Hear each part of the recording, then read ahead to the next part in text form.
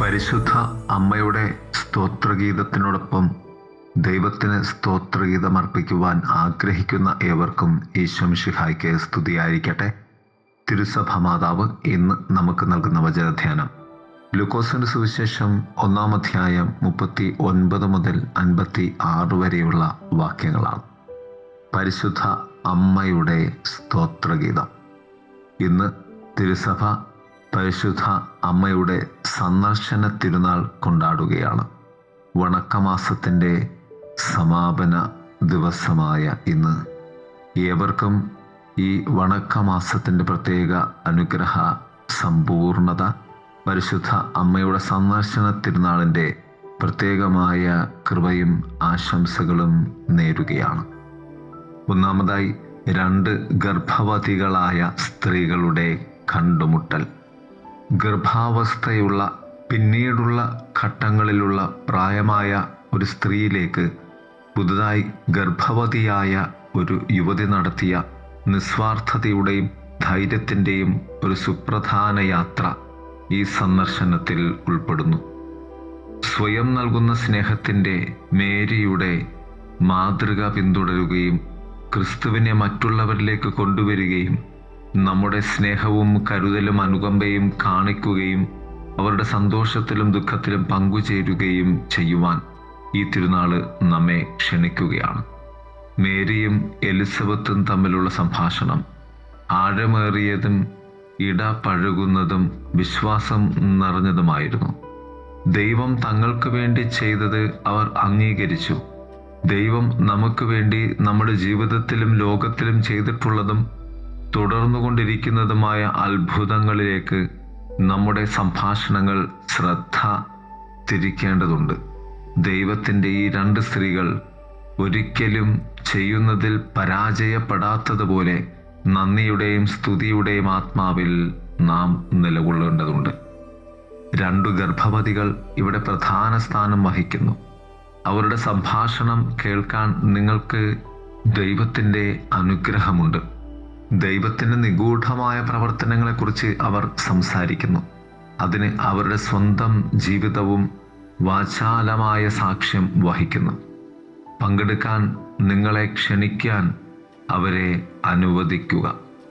നിങ്ങളുടെ സംസ്കാരത്തിന് വിരുദ്ധമായ ദൈവത്തിൻ്റെ മൂല്യങ്ങൾക്ക് സാക്ഷ്യം വഹിക്കാൻ നിങ്ങൾ എന്താണ് ചെയ്യുന്നതെന്ന് അവരിൽ ഒരാൾ നിങ്ങളോട് ചോദിച്ചേക്കാം. ഈ ഗർഭവതികൾ നമ്മുടെ ആത്മീയ ജീവിതത്തിൻ്റെ മുന്നിലെ വെല്ലുവിളിയാണ്. മേരി തൻ്റെ ജീവിതത്തിലെ ദൈവത്തിൻ്റെ പ്രവർത്തനത്തിൽ സന്തോഷിക്കുന്നു. അത് നിങ്ങളുടെ ഹൃദയത്തിൽ ഒരു പ്രതിധ്വനി നൽകുന്നുണ്ടോ? അവൾ വളരെ ജീവനോടെ ഒരു വിപ്ലവ മനോഭാവത്തോടെയാണ് കാണുന്നത് ഈ ദൈവ ഇടപെടലിനെ. അവൾ നീതിയിലും ദൈവത്തിൻ്റെ ഭരണത്തിലും അഭിനിവേശമുള്ളവളാണ്. ഈ 2 സ്ത്രീകളും കണ്ടുമുട്ടുകയും സംസാരിക്കുകയും ചെയ്യുമ്പോൾ ഭവനത്തിൽ ഒരു അദൃശ്യ സാന്നിധ്യമാണെന്ന് സങ്കല്പിക്കുക. അവർ പങ്കുവച്ചേക്കാവുന്ന സന്തോഷങ്ങളും ഉത്കണ്ഠകളും സങ്കല്പിക്കാൻ ശ്രമിക്കുക. അവർ 2 പേരും ദൈവിക വാഗ്ദാനത്തിൻ്റെ ഇടം അനുദിന ജീവിതത്തിൻ്റെ ചട്ടക്കൂട്ടിനുള്ളിൽ സൂക്ഷിച്ചു. ഈ സമയത്ത് കർത്താവ് നിങ്ങളെ എന്തെങ്കിലും പഠിപ്പിക്കാൻ ശ്രമിക്കുന്നുണ്ടോ? ഈ സ്ത്രീകൾ വഹിക്കുന്ന ദൈവ പദ്ധതിയെപ്പോലെ നമ്മുടെ ജീവിതത്തിലും നാം എന്തെങ്കിലും ദൈവ പദ്ധതിക്ക് ജന്മം നൽകേണ്ടതുണ്ടെന്ന വെല്ലുവിളിയാണ് ഈ സ്ത്രീകൾ നമുക്ക് മുന്നിലേക്ക് ഇട്ടുതരുന്നത്. 2 ദൈവത്തോട് നടത്തുന്ന സമ്മതത്തിൻ്റെ മാതൃക. ദൈവത്തോട് അതേ എങ്ങനെ പറയണം എന്നതിൽ എല്ലാ ക്രിസ്ത്യാനികൾക്കും മറിയം ഒരു ആദി മാതൃകയാണ്. നമ്മൾ ഓരോരുത്തരുമായും വ്യക്തിപരമായ ബന്ധം സ്ഥാപിക്കാൻ ദൈവം ആഗ്രഹിക്കുന്നു. ഈ മഹത്തായ ക്ഷണത്തോട് എങ്ങനെ പ്രതികരിക്കണമെന്ന് പരിശുദ്ധ അമ്മ അഥവാ മറിയം നമുക്ക് മാതൃകയാകുന്നു. ദൈവം തന്നിൽ ഈ മഹത്തായ പ്രവൃത്തികൾ ചെയ്യാൻ ആഗ്രഹിക്കുന്നുവെന്ന് അവൾ വിശ്വസിക്കുന്നു. ഇത് തനിക്ക് മഹത്തായ പദവിയാണെന്ന് തിരിച്ചറിയുന്നു. ഇത് പൂർണ്ണമായും ദൈവത്തിൻ്റെ പ്രവൃത്തിയാണെന്ന് അവൾ കാണുന്നു. അവൾ അതേ എന്ന് പറയുക മാത്രമാണ് ചെയ്യുന്നത്. അവളുടെ പ്രതികരണം ലോകമെമ്പാടും സ്വാധീനം ചെലുത്തുന്നുണ്ട്. ഇന്നത്തെ തിരുവെഴുത്തിലെ വായനയിലെ മേരിയെയും അവളുടെ ഇളയമ്മയായ എലിസബത്തിനെയും പോലെ ജീവിതത്തിൽ ദൈവത്തോട് അതെ എന്ന് പറഞ്ഞ രണ്ടുപേരുടെ കണ്ടുമുട്ടൽ അവരിൽ വളർത്തുന്ന ദൈവത്തിൻ്റെ പുതിയ ജീവിതം, അഥവാ അവരിൽ വളരുന്ന ദൈവത്തിൻ്റെ പുതിയ ജീവിതം പരസ്പരം തിരിച്ചറിയുന്നതിൽ സന്തോഷത്തോടെ അവർ കുതിക്കുകയാണ്.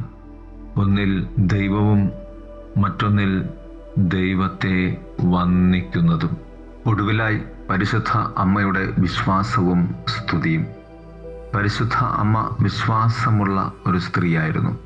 എലിസബത്ത് അവളെ പുകഴ്ത്തുന്നത് അവൾ ക്രിസ്തുവിനെ ഗർഭം ധരിച്ചത് കൊണ്ടല്ല, മറിച്ച് മാലാഖയുടെ വാക്കുകൾ വിശ്വസിച്ചത് കൊണ്ടാണ്. ഈ വിഷമഘട്ടത്തിൽ നമുക്ക് ആവശ്യമായ ശക്തമായ വിശ്വാസത്തിനായി നമുക്ക് പരിശുദ്ധ അമ്മയോട് പ്രാർത്ഥിക്കാം. നമുക്ക് അസാധ്യമെന്ന് തോന്നുന്നത് ദൈവത്തിന് ചെയ്യാൻ കഴിയും. പരിശുദ്ധ അമ്മ സ്തുതി ദൈവത്തിന് കൈമാറുന്നു. ഇവിടെ തെറ്റായ വിനയമില്ല, സത്യത്തിൻ്റെ അംഗീകാരം മാത്രമാണ് ഉള്ളത്. എൻ്റെ ജീവിതത്തിലെ എല്ലാ നന്മകളുടെയും രചയിതാവ് ദൈവമാണ്. ദൈവത്തോട് അതേ എങ്ങനെ പറയണം എന്നതിൽ എല്ലാ ക്രിസ്ത്യാനികൾക്കും മറിയം ഒരു ആദി മാതൃകയാണ്. നമ്മൾ ഓരോരുത്തരുമായും വ്യക്തിപരമായ ബന്ധം സ്ഥാപിക്കാൻ ദൈവം ആഗ്രഹിക്കുന്നുണ്ട്. ഈ മഹത്തായ ക്ഷണത്തോട് എങ്ങനെ പ്രതികരിക്കണമെന്ന് പരിശുദ്ധ അമ്മ നമുക്ക് കാണിച്ചു തരുന്നു. ദൈവം തന്നിൽ ഈ മഹത്തായ പ്രവൃത്തി ചെയ്യാൻ ആഗ്രഹിക്കുന്നുവെന്ന് അവൾ വിശ്വസിക്കുന്നു. ഇത് തനിക്ക് എത്ര മഹത്തായ പദവിയാണെന്ന് തിരിച്ചറിയുന്നു. ഇത് പൂർണ്ണമായും ദൈവത്തിൻ്റെ പ്രവൃത്തിയാണെന്ന് അവൾ കാണുന്നു. അവൾ അതേ എന്ന് പറയുക മാത്രമാണ് ചെയ്യുന്നത്. അവളുടെ പ്രതികരണം ലോകമെമ്പാടും സ്വാധീനം, രൂപാന്തരീകരണവും ചെലുത്തുന്നു.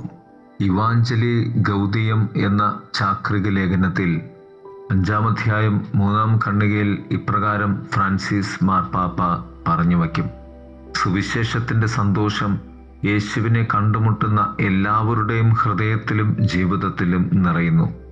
ഈ രക്ഷാ വാഗ്ദാനം സ്വീകരിക്കുന്നവർ പാപം, ദുഃഖം, ആന്തരിക ശൂന്യത, ഏകാന്തത എന്നിവയിൽ നിന്ന് സ്വതന്ത്രരാകുന്നു. പരിശുദ്ധ അമ്മ എലിസബത്തിനെ സന്ദർശിക്കുവാൻ തിടുക്കത്തിൽ യാത്ര ചെയ്യുമ്പോൾ ഈ സുവിശേഷ സന്തോഷമാണ് അവൾ കൈമാറുവാൻ പരിശ്രമിക്കുന്നത്. ഈ സന്ദർശന തിരുനാളിൽ ഈ സുവിശേഷ സന്ദേശത്തെ പരിശുദ്ധ അമ്മയിൽ നിന്നും ആർജിച്ചെടുക്കുവാനും ജീവിക്കുവാനും നമുക്ക് പരിശ്രമിക്കാം. ദൈവം നമ്മെ സമൃദ്ധമായി അനുഗ്രഹിക്കട്ടെ. ആമേൻ.